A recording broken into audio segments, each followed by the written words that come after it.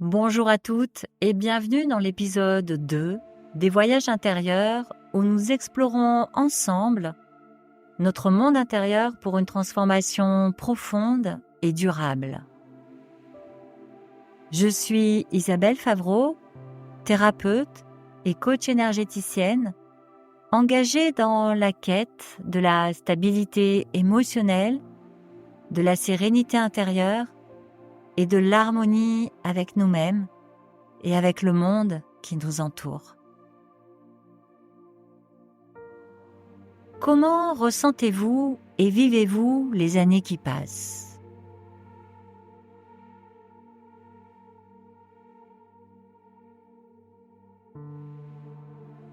Pendant de nombreuses années, j'ai traversé ma vie comme si je disposais d'un temps infini.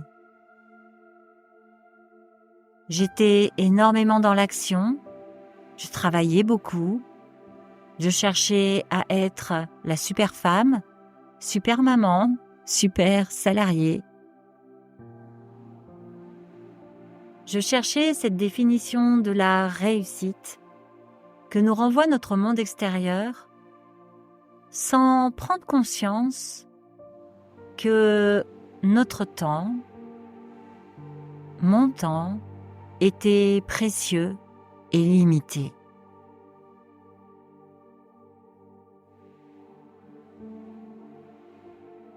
J'ai réalisé à quel point être en bonne santé, avoir des enfants en bonne santé, un toit sur la tête, de quoi manger à ma faim à chaque repas, était devenu normal et acquis pour moi.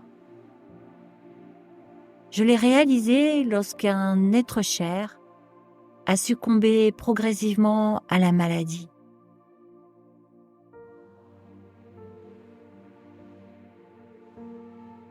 Cela m'a fait prendre conscience que tout pouvait basculer à tout moment et que ce qui était important, c'était maintenant.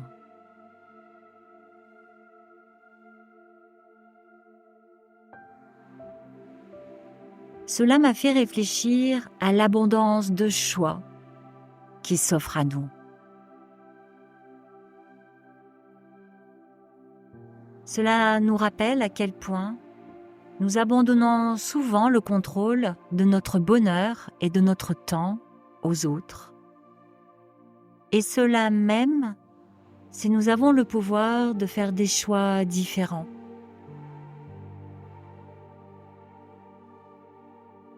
Bronnie Ware, une infirmière américaine en soins palliatifs, a pris le temps d'écrire un livre sur les 5 regrets essentiels exprimés à l'approche de la fin de vie de ses patients. Mon intention ici est de vous partager ces 5 regrets, sans vous emmener dans de la tristesse ou de la peur, mais plutôt à prendre conscience que votre temps est un cadeau précieux à respecter et à savourer en le nourrissant de ce qui compte vraiment pour vous.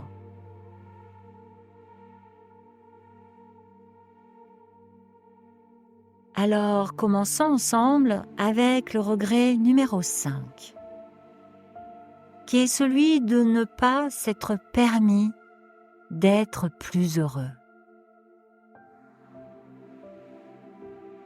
Le bonheur est une notion subjective, mais ne pensez-vous pas qu'il est avant tout un choix et non un résultat?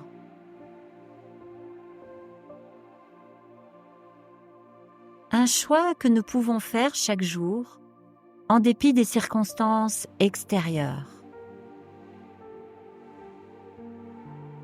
Nous avons le pouvoir de cultiver notre bonheur même au milieu des défis et des difficultés de la vie.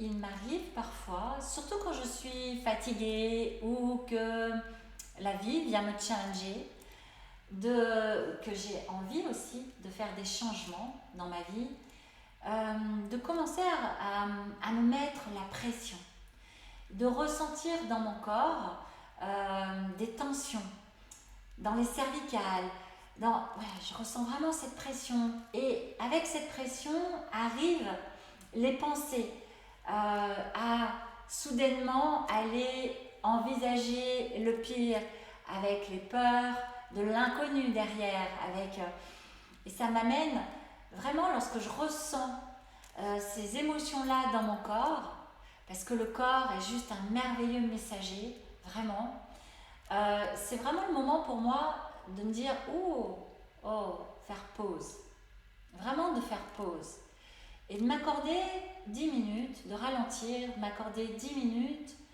pour me demander, pour aller écouter ce qui se joue à l'intérieur de moi et aller voir si vraiment déjà ces peurs sont vraies, sont justifiées, s'il y a une raison vraiment d'aller m'engouffrer dans ces peurs et me reconnecter aussi à ce qui compte vraiment pour moi. Lorsque je procède ainsi, donc c'est vraiment le moment pour moi de tout poser, de ralentir, d'aller écouter ce qui se joue à l'intérieur et vraiment de me dire, mais est-ce que ça a une raison d'être, ce truc-là? Et d'écouter souvent, justement, toutes nos pensées nous ramènent vers nos fonctionnements habituels du passé, et souvent quand on a envie de changement et que c'est l'inconnu, eh bien, elles vont d'emblée nous ramener dans tous nos systèmes de pensée et aussi dans des croyances que l'on a. Et c'est donc très intéressant d'aller écouter ça à l'intérieur de soi, mais surtout de poser l'émotion, de poser les peurs, d'observer vraiment ce qui se joue à l'intérieur de soi, de rentrer dans son corps, de respirer pour le détendre, pour se détendre aussi ensuite, pour ralentir tout ce qui mouline à l'intérieur et pour le mettre à distance. Et comme je vous le disais, de se poser cette question de est-ce que ça a une raison d'être, ces pensées-là. On a tous des défis dans nos vies, des plus ou moins forts, des plus ou moins importants, des plus ou moins émotionnellement, des plus ou moins challengeants. On en a tous, on en traverse tous. Sur ce chemin qu'est la vie, ce qui est important, c'est de prendre soin de soi, d'écouter ce qu'il y a à l'intérieur de soi, d'écouter ce qu'on a vraiment envie de vivre. Dans ces défis qui sont ces fameux défis de la vie, c'est à nous de décider, même si on est en plein dedans ce défi, même si c'est compliqué, si c'est lourd, si c'est pas évident. Bien sûr, c'est s'autoriser à traverser les émotions, mais c'est aussi décider de comment on veut se sentir, qu'est-ce qu'on veut cultiver pour soi, et puis peut-être pour l'autre aussi, dans cette difficulté. Est-ce que l'on décide de s'enliser dans cette émotion qui est lourde? On peut tout simplement, c'est pas si simple que ça bien sûr, mais ce que je veux dire c'est qu'on peut très bien traverser l'émotion, traverser la tristesse, traverser la peur, la voir, l'accueillir, la reconnaître.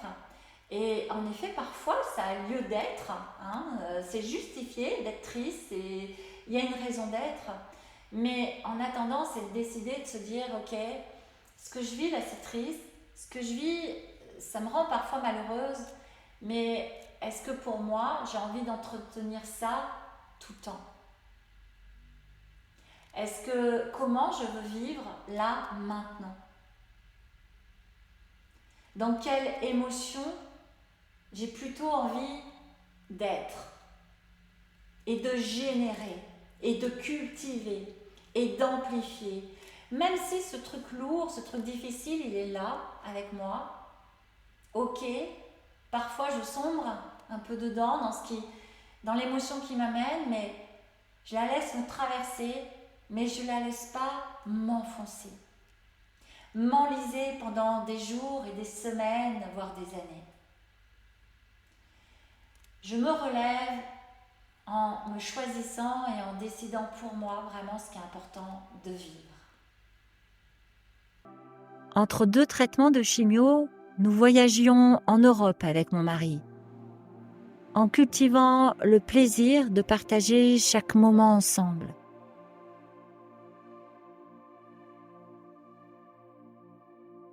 Et je suis convaincue que s'il avait autant la forme entre ces traitements,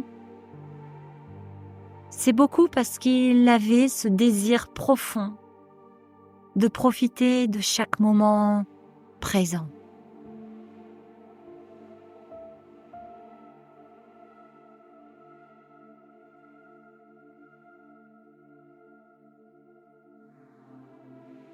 Le 4e regret concerne les amitiés.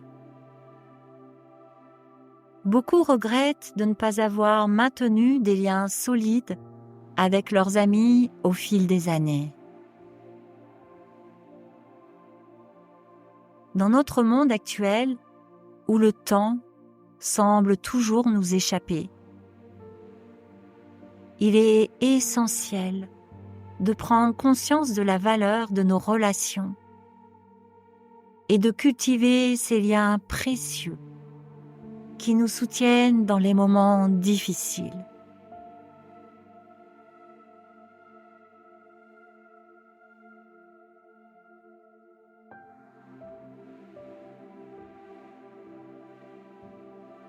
Le 3e regret est celui d'avoir le courage d'exprimer ses émotions, de parler, de dire ce que l'on a sur le cœur. Étant d'un naturel introverti, j'ai toujours eu une certaine pudeur à exprimer mes émotions. J'ai souvent gardé pour moi, voire même caché, mes sentiments.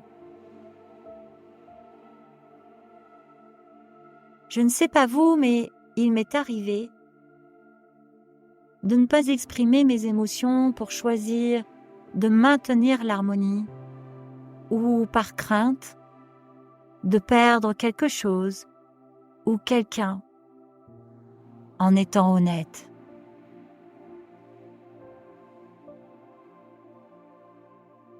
J'ai vécu cela de nombreuses fois dans le passé, mais depuis plusieurs années, j'ai appris à arrêter de concilier. Aujourd'hui, j'exprime clairement comment je ressens les choses, comment je vis certaines situations. J'exprime ma perception et surtout j'abandonne les situations, les relations qui ne me conviennent pas, en l'exprimant clairement.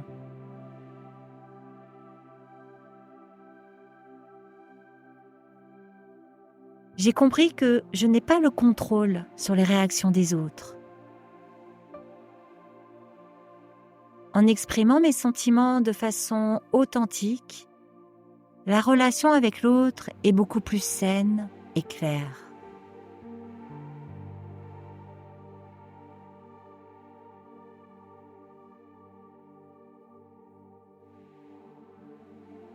Le 2e regret, c'est de consacrer trop de temps au travail.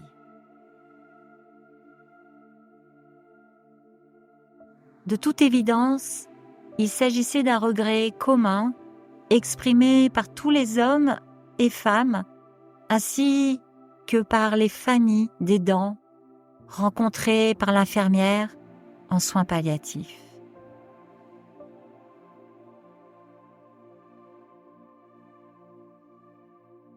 Ils ont tous déploré de ne pas avoir consacré suffisamment de temps à leurs enfants et à leur famille.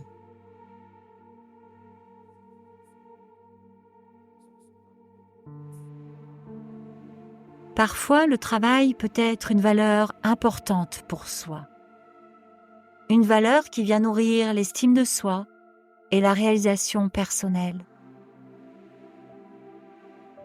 Toutefois, c'est là tout l'intérêt de bien se connaître et de se demander comment trouver l'équilibre entre mon travail et les personnes qui sont importantes pour moi.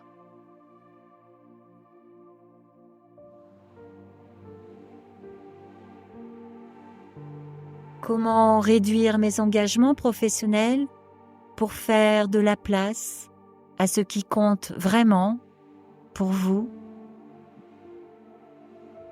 Comment simplifier et alléger vos vies?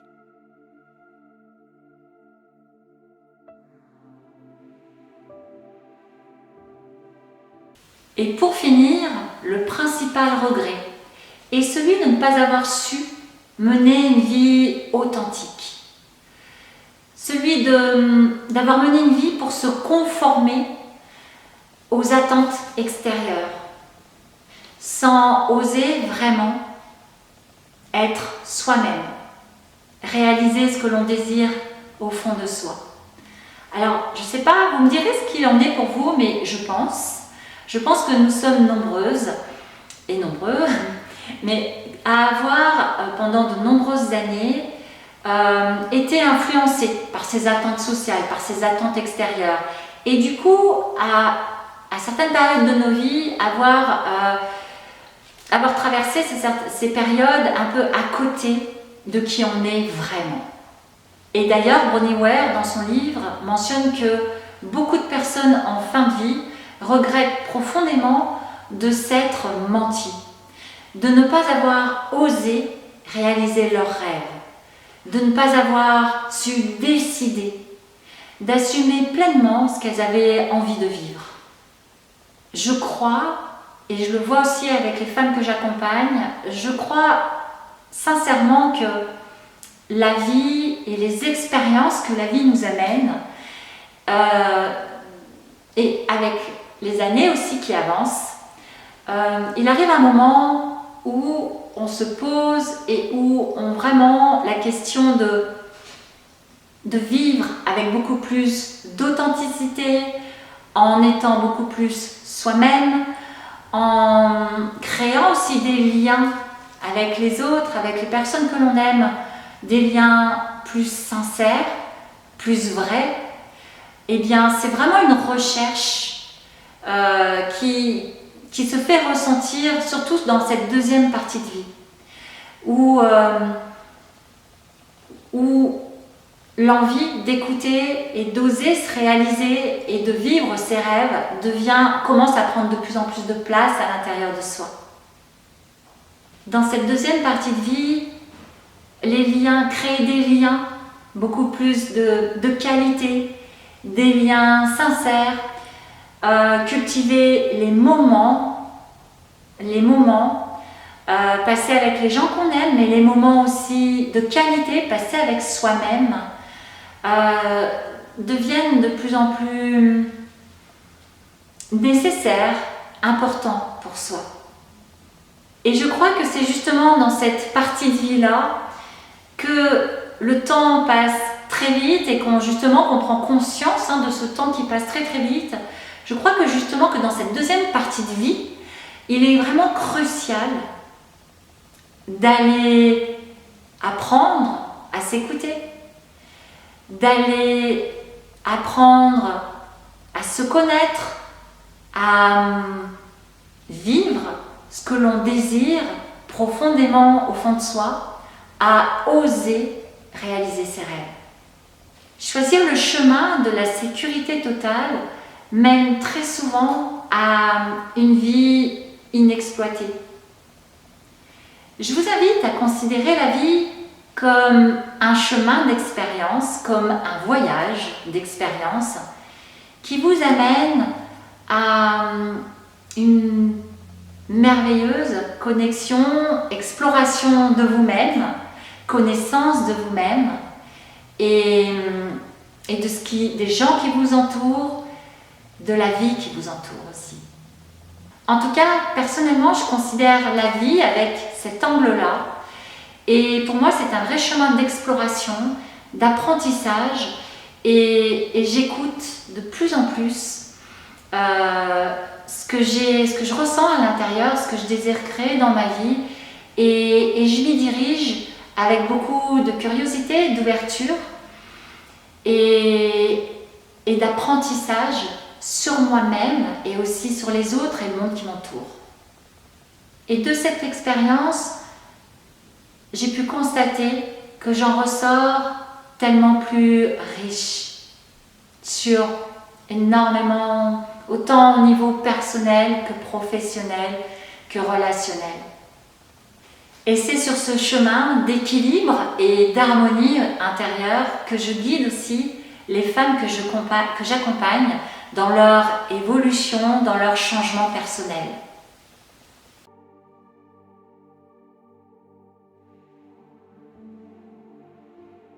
Lorsque j'ai décidé de partir voyager seule pendant 3 semaines au Portugal, c'est quelque chose qui m'appelait depuis plusieurs mois. En franchissant ce pas qui peut paraître totalement anodin pour celles qui ont l'habitude de voyager seules, personnellement, j'ai franchi une étape importante sur ma gestion émotionnelle. J'ai tellement appris sur moi pendant ces 3 semaines.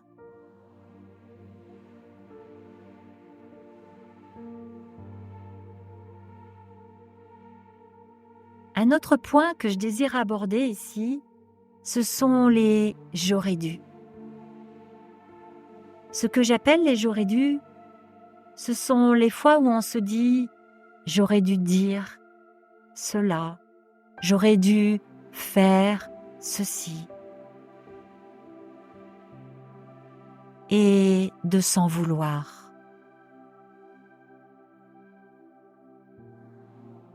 Pour ma part, j'ai tendance à penser que ce qui ne fonctionne pas est une occasion d'aller voir ce que l'on a à apprendre avec beaucoup de compassion envers soi-même.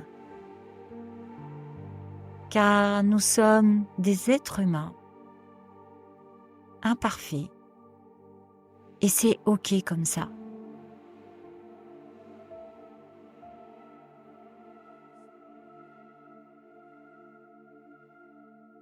Alors, je vous invite à vous ouvrir à qui vous êtes, à faire la paix,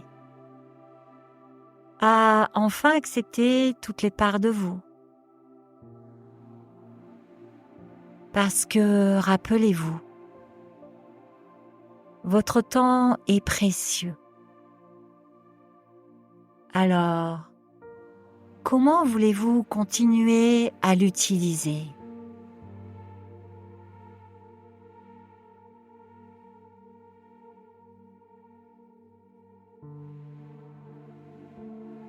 Voulez-vous continuer à vous faire la guerre, à être en conflit avec vous-même ou à profiter de chaque moment ?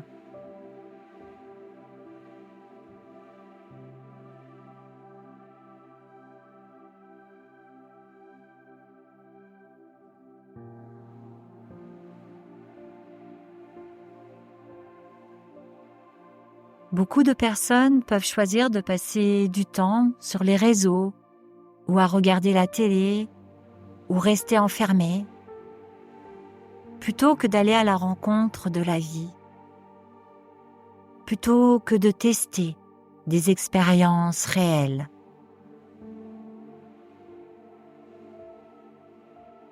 Je me rappelle, lorsque je me suis lancée dans ma première course à pied de 5 kilomètres, j'avais très envie d'aller la faire.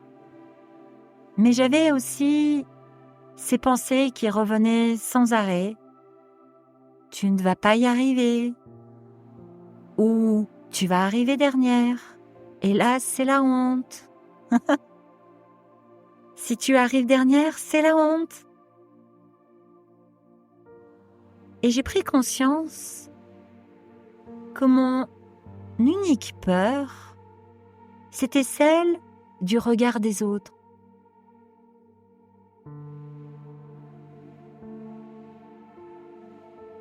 Mais en fait, je me suis recentrée sur moi,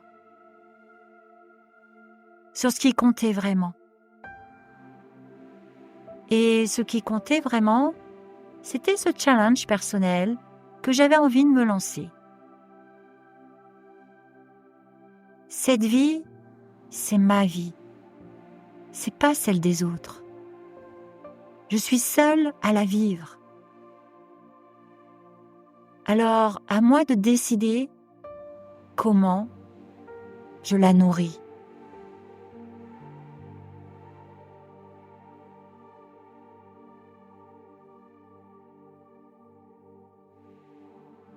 Et pour finir mon histoire, je suis arrivée dernière à ma course, mais j'étais tellement fière et heureuse d'être allée jusqu'au bout. Et c'est ça qui est tellement important, puisque cette course de 5 kilomètres, cette fierté que j'ai ressentie, eh bien, cela m'a guidée à franchir d'autres étapes.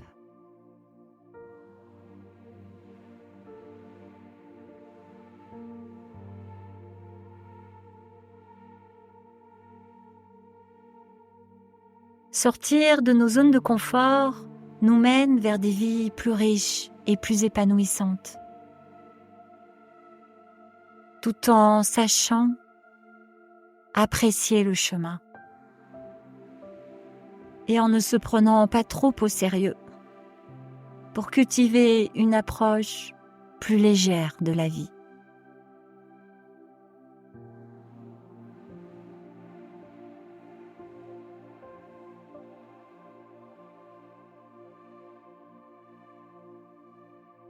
La santé est un cadeau qui nous est offert. C'est une liberté que beaucoup parviennent à apprécier seulement lorsqu'elle n'est plus à leur portée.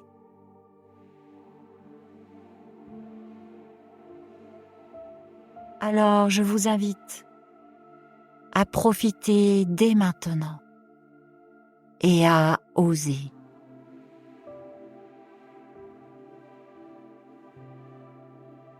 Dans la barre de description, juste dessous, je vous invite à me partager vos défis personnels, vos prises de conscience, vos désirs profonds et ce qui vous empêche peut-être, ce qui bloque, ce qui vous empêche de les réaliser. Je me ferai un plaisir d'aller utiliser votre partage pour aller explorer des pistes pour les réaliser, pour vous réaliser, pour mieux vous trouver aussi, mieux vous comprendre dans un prochain voyage intérieur. Et puis vous trouverez également dessous un lien pour participer au défi offert 10 jours équilibre et harmonie. Dans ce défi, en 10 minutes par jour, je vous amène à faire pause, à ralentir, à aller explorer, apprendre un peu plus de qui vous êtes, aller explorer justement ce qui vous fait vibrer, ce que vous avez vraiment envie de réaliser pour vous. Et je vous amène vraiment à créer justement aussi cette belle relation d'équilibre intérieur et d'harmonie envers vous-même.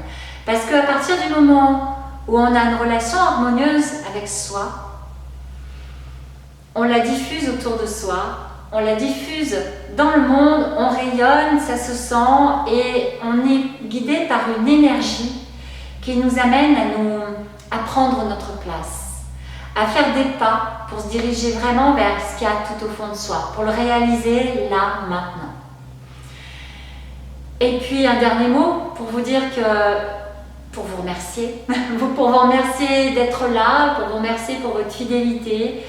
Et c'est avec un grand plaisir que je vous retrouve dans un prochain voyage intérieur ou au cours d'une de mes prochaines méditations, vibrations sonores, ici, sur cette chaîne, ou par email, si vous faites partie de ma liste. Je vous retrouve très vite. Prenez bien soin de vous. Je vous embrasse. À très bientôt.